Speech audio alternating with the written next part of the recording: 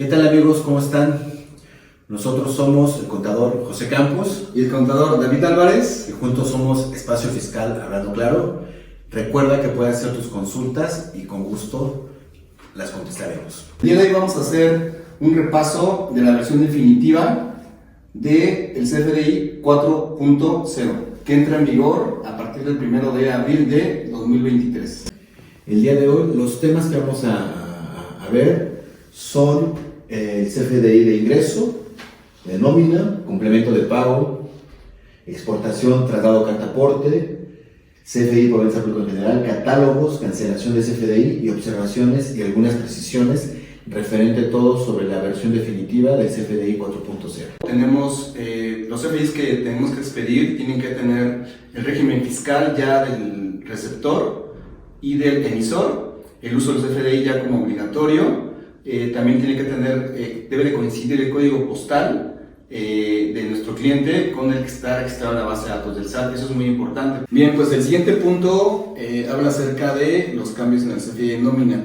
Pepe, ¿cuáles cambios tenemos en el CFDI de nómina? El código postal de cada uno de los trabajadores, recordando todos los cambios anteriores que teníamos, como que es el nombre, el RFC, el CUR. El cambio más sustancial ahorita, uno de ellos, sería el código postal de cada uno de los trabajadores. Hay que tener cuidado porque muchas veces tenemos el código postal de nuestro primer empleo. Debemos de verificar nuestra constancia y si es eso, ¿qué tenemos que hacer, David? Si no corresponde el domicilio o el código postal del domicilio de mi trabajador actual con el que tenía antes. Pues mira, ahorita por temas de tiempo podemos dejar ese código postal, pero sí tenemos que hacer el cambio de domicilio al domicilio actual del trabajador, y esto lo podemos hacer en forma presencial o si contamos con la firma electrónica podemos hacerlo vía internet. Entonces con eso ya cumplimos con ese requisito del código postal ya vigente de acuerdo a tu domicilio. Por el momento, utilizar este código postal que viene en nuestra constancia de situación fiscal y posteriormente, si tenemos firma electrónica, hacer ese cambio de domicilio vía plataforma o en su defecto asistir directamente a las oficinas del SAT y realizar el cambio de domicilio correspondiente. Así es, recordemos que desde el año pasado pues hubo todo un tema acerca de la constancia, de la famosa constancia para los empleados, porque pues todos no la teníamos o era un documento que no formaba parte de nuestro expediente personal.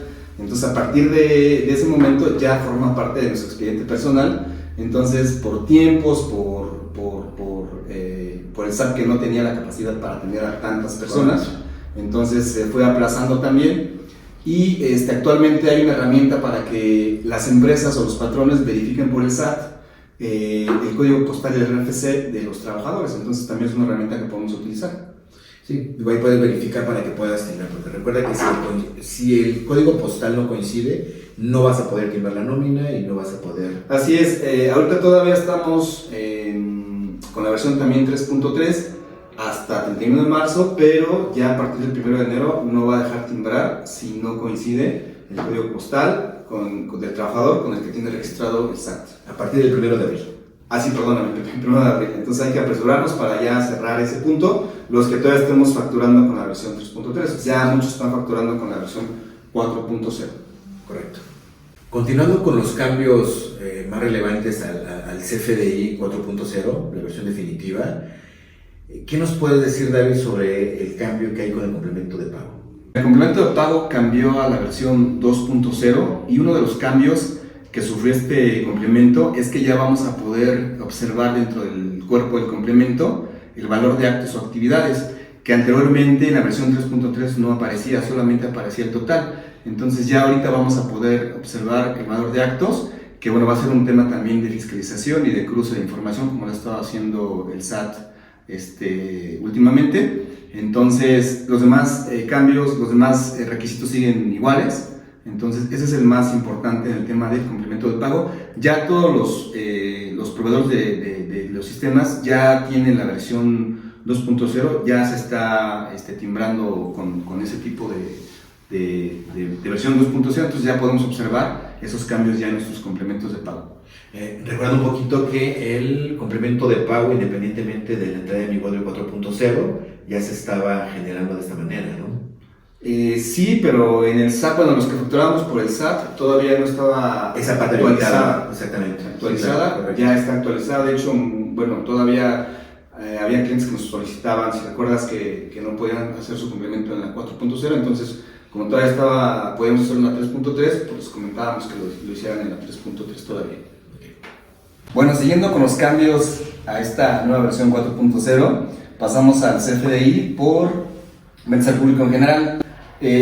Como lo veníamos haciendo, podemos hacer un CFDI por nuestras operaciones con el público en general en forma diaria, en forma semanal, mensual, y podemos hacer también uno en forma global. Uno de los cambios para esta versión 4.0 es que ya no vamos a ponerle por definir, como lo hacíamos anteriormente en la versión 3.3, sino que ahora ya va a aparecer sin efectos fiscales, porque no hay ningún efecto para a quien yo se los pido. exactamente. ¿Vale? Y otro de los cambios es que ya vamos a desglosar el IVA, que en la versión 3.3 no aparecía el total. Entonces esos dos cambios son los que se han manejado en esta versión 4.0. Sí, recuerden que los cambios sustanciales son esos dos, para que puedan emitir sus comprobantes fiscales de manera correcta. Recuerden que es el uso del CFDI y que al final de la factura vamos a tener el desglose de las operaciones, de los diferentes tipos de IVA que podamos llegar a tener, que es al 16, el 0 o el centro. Así es, si es posible que podamos emitir el CFDI en el mismo mes, sería lo adecuado, pero bueno, tenemos todavía 24 horas para poder emitir ese CFDI comprobante por esas operaciones del mes anterior. Continuando con las modificaciones a la versión 4.0 del CFDI, una de ellas es en qué momento puedo cancelar yo un CFDI. La ley me dice que debo de cancelarlos dentro del ejercicio fiscal en el cual yo los expira. Es decir, si yo tengo un comprobante, tengo del 1 de enero al 31 de diciembre para poder yo cancelar un comprobante fiscal. Bueno, eso es lo que me dice la ley. Más sin embargo, por resolución miscelánea, tenemos hasta el último día de la presentación de la declaración anual que corresponde al ejercicio para poder hacer la cancelación de dicho comprobante, o a excepción que la autoridad me aplace o me dé un plazo superior o mayor para yo poder cancelar ese CFDI en los términos y plazos que la autoridad me indique. Pero por ley me dice que es dentro del ejercicio fiscal en el cual yo elabore el CFDI, y por resolución miscelánea me dice que puedo hacerlo hasta el último día o en el momento que yo presente la declaración. Así es, y complementando lo que tú bien comentas, es también que tu cliente te debe de aceptar. Claro, por supuesto. Esa cancelación. Ya más adelante vamos a ver qué opciones me da para que el cliente no acepte, qué servicios puedo cancelar. Entonces, ese es uno de los cambios, lo que se maneja, un cambio que también hubo. Y aparte, cuidado con los CFDI de ingresos. Cuando hagamos un CFDI de ingresos, es muy importante que contemos con la justificación y el soporte documental, porque la autoridad, en alguna revisión que nos haga, nos puede grabar esa cancelación si no contamos con esa justificación. Es correcto, debemos tener toda la documentación probatoria con la cual justifiquemos el dicho o la acción que hacemos de cancelar ese comprobante de ingreso, para que podamos demostrarle en su momento a la autoridad cómo nos pidieron o por qué nos pidieron esa cancelación. Bueno, siguiendo con el tema de cancelación, ¿qué CFDIs se puede cancelar sin aceptación del receptor? Mira, uno de ellos es comprobantes hasta comprobantes que se emitan hasta por 1,000 pesos. Okay. Eso no necesitan de autorización de receptor para cancelación. Okay. Los CFDI de nómina tampoco necesitamos de autorización para la cancelación.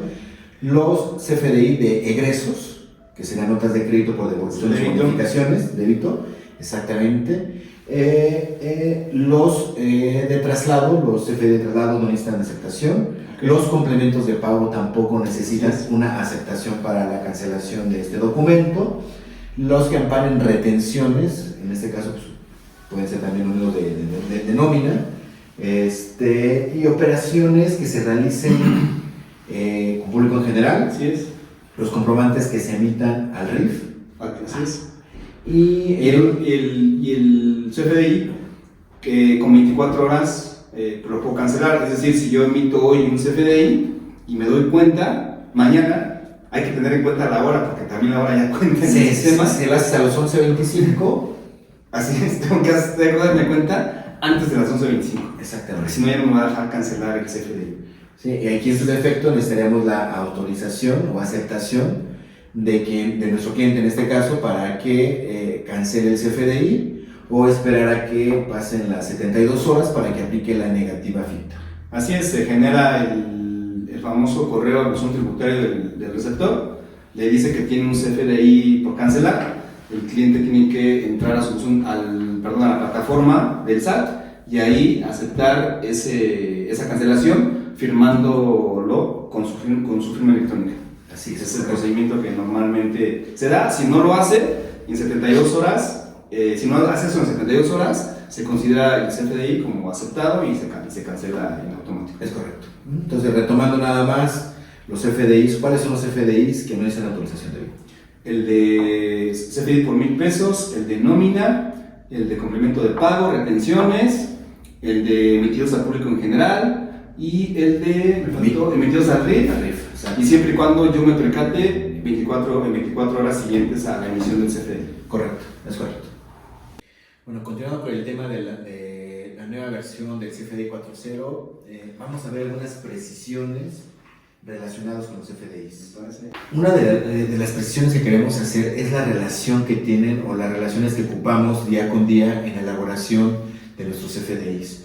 Así es. Aquí tenemos o presentamos las 7 relaciones que tenemos, que una es la nota de crédito de los documentos relacionados, nota de débito de los documentos relacionados, devoluciones de mercancías, sustitución de CFDI previos, traslados de mercancías, facturación, factura generada por los traslados previos y la de aplicación de anticipos. Así es. En estos, David, ¿cuáles nos podrías explicar o cuáles son los que utilizamos más en el día a día?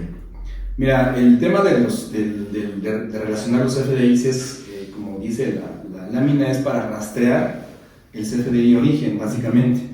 En nuestra operación normal, básicamente utilizamos el 1, el 4 y el 7. Son los que comúnmente utilizamos, que es el de nota de crédito. Debemos relacionar la factura que le estamos aplicando esa nota de crédito. Se descuento. Así es, cuando cancelamos una factura y hacemos una que tiene relación, utilizamos el 04, que es sustitución de CFDIs previos, para poderlo relacionar o buscar el origen de ese CFDI. ¿Qué es lo que veíamos anteriormente, que lo veíamos en el punto anterior? ¿No? Así es. En la cancelación con sustitución, ¿no? Con errores con sustitución, exactamente. Exactamente. Y el 7, que es cuando recibimos anticipos. Entonces, ese 07 debe ir plasmado en el CFDI para que la autoridad se dé cuenta que es un anticipo, porque los anticipos tienen un tratamiento especial para elaborarlos. Entonces, es importante que lo consideremos y lo anotemos en nuestro CFDI, porque si no hacemos estas relaciones, la consecuencia es que